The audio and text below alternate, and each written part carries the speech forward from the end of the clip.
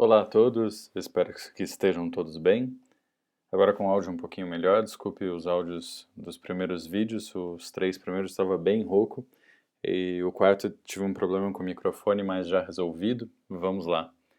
Bem, dando seguimento ao nosso curso aqui de Lightroom, a gente está falando da revelação, ou develop, e a gente falou do básico inteiro, do curvo de tons, e aí sempre lembrando aqui no básico, se eu estou em cor, eu tenho o HSL, e se eu estou em preto e branco, eu tenho o preto e branco mesmo. A gente chegou a ver o preto e branco e essa questão aqui dos tons de cinza em relação à cor, mas a gente não chegou a falar da cor propriamente dita. Então, basicamente, vamos ver aqui o que é Hue, Saturation e Luminance, para a gente entender como funciona essa ferramenta. O HSL é basicamente um tratamento de cor, só cor. Esqueçam agora a luminosidade. A questão aqui é cor. Matiz é o tom da cor. A gente não usa tom para cor, na verdade em fotografia a gente fala tom de cinza. Então se eu pegar, por exemplo, esse careta aqui, essa planta, que ele identifica para mim como vermelho, eu posso deixar esse vermelho mais amagentado ou esse vermelho mais alaranjado. Você vê que ele quase leva para o laranja ao extremo. Então, para que resolve isso, por exemplo, aqui? Eu estou, de novo, né? Desculpe. Com essa ferramenta aqui, porque ele identifica para mim qual é a cor que eu deveria mexer, quando não é muito claro. Aqui é claro, é vermelho, né? Bem vermelho, né? Aqui, por exemplo, ele vai mexer nos laranjas e nos amarelos, e eu posso deixar isso mais avermelhado e eu posso deixar isso mais esverdeado. Qual é a grande questão? A grande questão é mexer sutilmente com a foto, então trazer um pouco do vermelho para essa imagem, ou trazer um pouco mais do azulado, esverdeado, perdão, para essa imagem. E trazer isso com elementos. Por exemplo, se eu pego essa foto, também no matiz, eu pego essa área, que é basicamente laranja e vermelho, e eu posso deixar mais amagentado, assim, né? Se eu não exagerar muito, se eu voltar um pouco aqui, eu tenho um céu absolutamente lindo. E, por exemplo, no amarelo aqui, amarelo-laranja, deixar ele amagentado ou cada vez mais amarelado. Se eu amarelar um pouco só, eu já tenho isso antes e isso depois. Eu já mudei completamente a minha cena, mas é um céu possível ainda, né? O interessante do matiz aqui no Lightroom, diferente do matiz no Photoshop, é que ele não te deixa estragar a imagem. Então, se eu tenho aqui vermelhos, eu vou do magenta ao laranja, os laranjas do vermelho ao amarelo esverdeado, do amarelo ao laranja para o verde. Então esse é o intervalo de cores que ele consegue colocar. E aí eu tenho, claro, todas aquelas cores primárias, vermelho, amarelo, verde, azul, magenta, e tenho cores aqui que são cores muito comuns, né? Laranja para tom de pele, o aqua para céu, principalmente, e o púrpura pode ser um pouco para céu, mas isso a púrpura na natureza é muito comum em flores, em tecidos, é basicamente a, uma derivação aqui do magenta, entre o magenta e o azul, púrpura mesmo. Ah, isso aqui eu tenho a definição de todas as cores separadas. E o matiz é isso, exatamente o tom da cor. É que a gente, insisto nisso, a gente não usa tom para cor, tom é cinza. A gente fala o tom de cinza. E aqui é o matiz da cor mesmo. Saturação. Você fala, professor, mas eu tenho saturação aqui no básico também. Tenho, é verdade. Eu tenho aqui vibração e saturação. A saturação sendo mais pesada, é justamente aquilo que vai impactar muito na minha imagem, e a vibração, uma saturação com controle. Então, qual é a diferença disso? Na saturação do básico aqui, ela vai para todas as cores. Eu não consigo saturar só algumas cores ou cores que eu determinei. Aqui eu tenho a saturação de completa, a máxima saturação ou a mínima saturação, até deixar em preto e branco por cor. E isso é absolutamente interessante. Eu tenho justamente aqui uma relação bastante complexa que é ver aqui cada cor que eu quero e trabalhar ela isoladamente. Então vamos pensar, por exemplo, essa imagem aqui. Eu vou resetar ela, que eu não quero nenhum tratamento, E eu vou mexer nas saturações com a mesma ferramenta. Aqui ele já vai entender que é o azul e eu vou saturar um pouco esse azul. Aqui ele já vai entender que é aquele vermelho amagentado e vou desaturar um pouco esse magenta, esse avermelhado. Aqui ele já vai entender que é amarelo e eu vou saturar um pouco. Olha como eu crio volume, olha como eu defino o que eu quero. Esse azul atrás, ele quase não aparecia, essa é a foto de antes. E agora a foto de depois. Ele está até exagerado, né? Eu preciso voltar um pouquinho. Acho que eu saturei demais, volta um pouco aqui. Sem problemas. Eu estou usando aquela barra invertida para o antes e depois. Toda barra invertida no teclado ele vai para antes e vai para depois. Então aqui antes, como ele está bem mais suave, e depois. Vejam como esse céu aqui, esse alaranjado, fica... Desculpe, perdão, fiz o... Aqui fica melhor a qualidade. Olha antes e olha agora. E ele fica ainda plausível. Está muito forte, está muito vivo, mas ainda é um céu plausível, não é um céu completamente distópico, digamos assim. Eu posso fazer isso também, por exemplo, quando eu tenho contrastes. Eu tenho aqui o azul e o amarelo, que são cores opostas, como a gente já viu. Então eu posso, por exemplo, saturar um pouco os azuis e também saturar os amarelos. E aí eu ganho um volume de cor bastante grande, porque um é exatamente o oposto do outro. Se a gente for ver, esse é o antes e esse é o depois. Esse é o antes, esse é o depois. Eu posso até forçar, vir aqui, forçar um pouco mais os amarelos na foto. E você vai vendo que esse chão fica cada vez mais amarelo. E eu tenho o antes e o depois. Ao mesmo tempo, eu tenho essa relação de deixar aqui, por exemplo, quase tudo em preto e branco. Posso tirar todas as cores aqui e deixar só a rosa. Esse tratamento a gente chama de PB seletivo. Quando eu tiro todas as cores aqui da imagem, com exceção de algumas. Aqui ficou o magenta e o vermelho, né? Se eu tirar o magenta aqui, já fica um pouco esquisito. Está vendo que na borda a planta é bem magenta. E se eu tirar vermelho, basicamente sai tudo, assim. Ah, pouquíssimos são os usos dessa ferramenta nesse sentido de deixar um PB seletivo. A gente evita isso ao máximo. Raríssimas são as oportunidades que a gente tem um elemento só colorido e que isso faça sentido.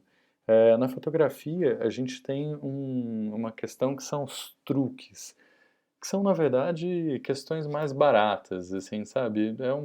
Não é bem um desenvolvimento de linguagem. Há ali um truque feito e ah, é um jeito mais simplório de fazer a coisa. E o PB seletivo é isso.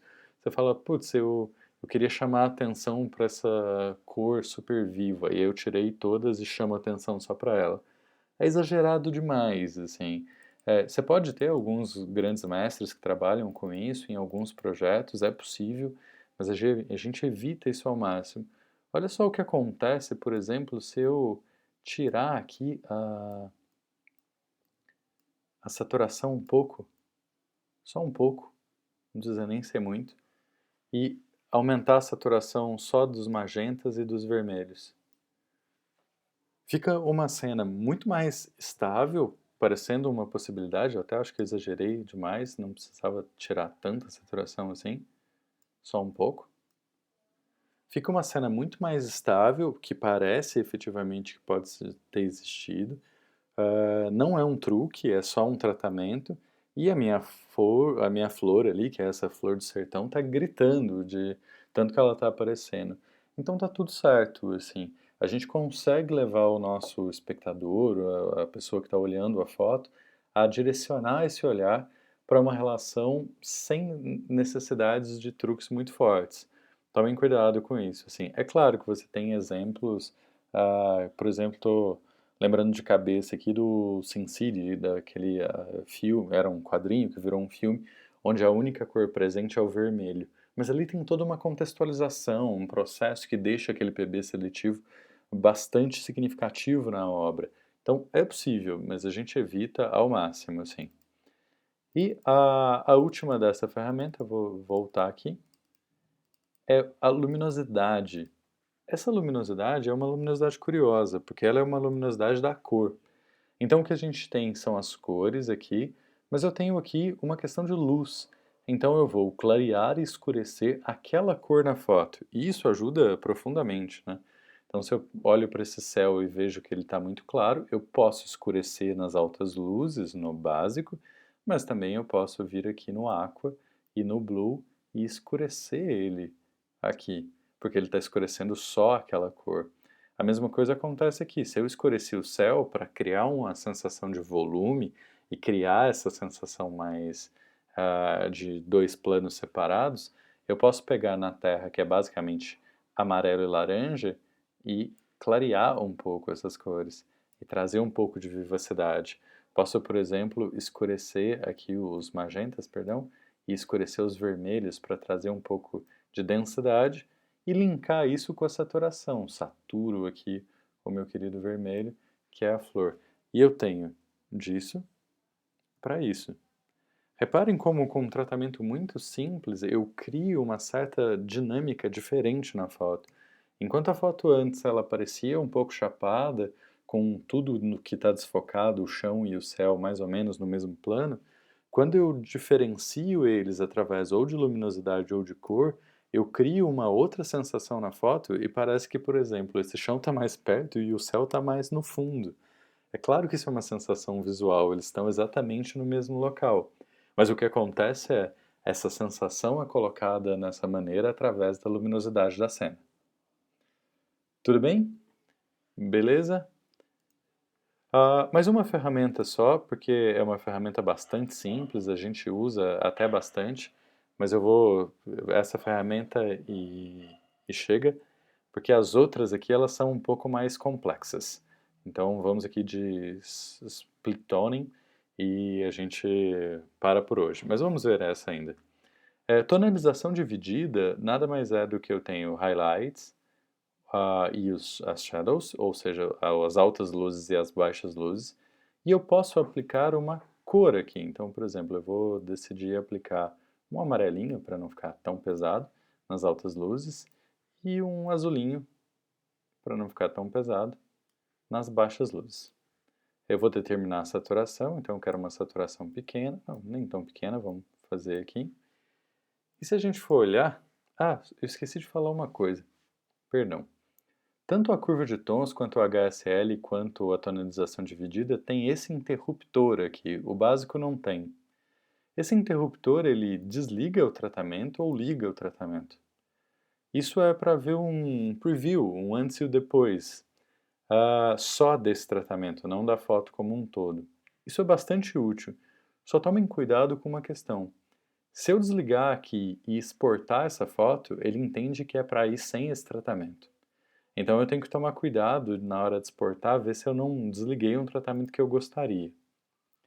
Aqui, se a gente for ver nessa cena, eu tenho antes e depois. Está muito forte, né? Deixa eu diminuir um pouco aqui a saturação.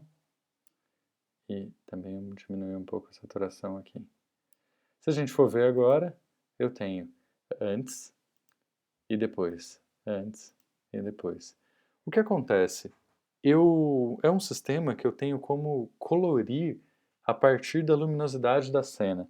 Eu posso fazer isso na curva também. Lembra lá no RGB, quando eu tenho o RGB na curva? Eu mostro para vocês aqui. Aqui o RGB é luminosidade. E eu posso colorir de vermelho as altas luzes, ou as baixas luzes aqui para baixo, ou verde para cima, também as baixas luzes, ou até o blue aqui sempre branco, alta luz, média luz, baixa luz e preto, né? Então eu posso fazer isso com a curva também.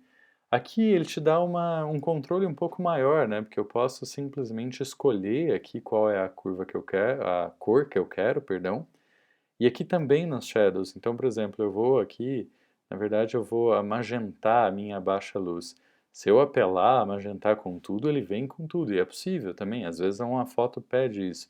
Mas aqui, como é uma foto que não pede, eu vou deixar ela aqui um pouco mais para esse azul clarinho, e aí pegar aqui uns amarelos e talvez amarelar um pouco mais a alta luz, deixar a alta luz um pouco mais viva e mais quente.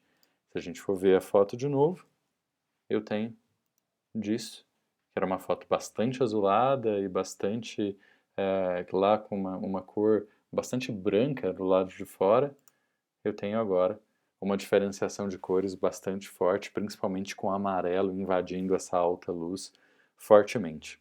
É mais uma ferramenta que a gente pode misturar aí o que a gente está pensando em tonalização, ou seja, alta e baixa luz, mas agora, como na curva, aplicando cor. É isso, essa é a aula dessa semana. Eu vou ficando por aqui. A gente tem as webconferências já marcadas nas semanas e a gente vai conversando e tirando dúvida depois que a gente conversa sobre um fotógrafo ou fotógrafa. Se cuidem, se cuidem. Beijo a todos.